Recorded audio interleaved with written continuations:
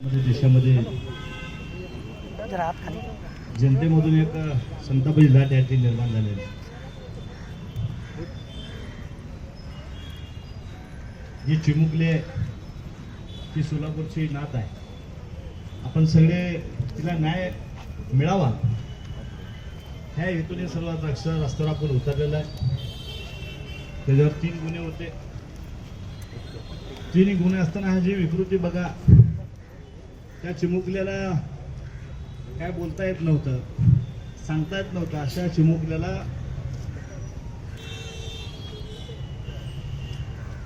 जीव गमवावा लागला. आज आपण सगळे इथं रस्त्यावर उतरून करत असताना आपण न्याय मागतोय. मी तर राज्यातील मुख्यमंत्री असेल, देशचे असेल, आपले पंतप्रधान असेल, कालही सांगितले घटनेत दुरुस्त करा.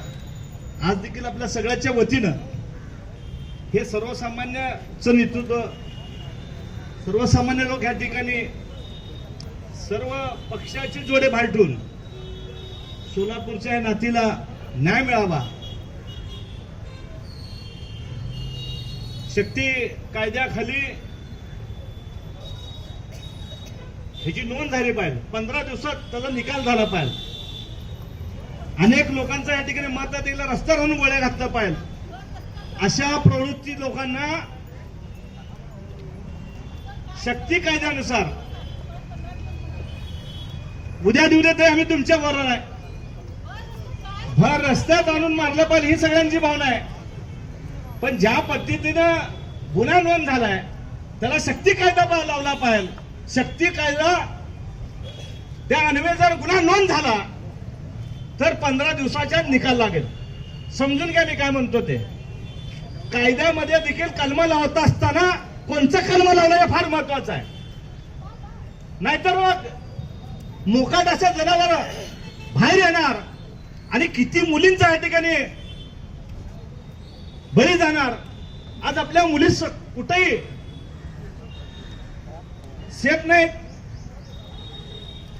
घरातून पडले आई वडील काळजी करतात.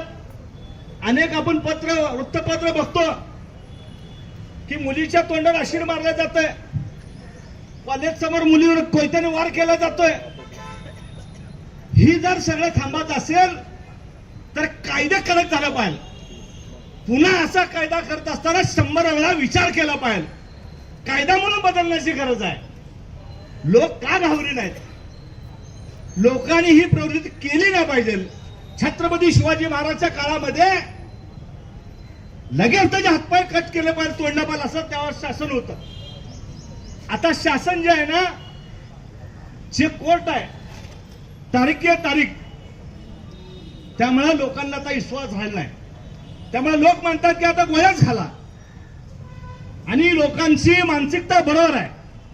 मी आपल्या सगळ्यांबरोबर आम्ही देखील अशी मागणी करतो की अशा नरदवनाला त्वरित गोळ्या घालून खलास करावं. त्याशिवाय पुढचे गुन्हेगार हे थांबणार नाहीत. त्यामुळं आपण जो सगळ्यांनी निर्णय घेतलाय त्या निर्णयामध्ये आम्ही सगळ्या सामील आहे एवढंच या ठिकाणी सांगतो.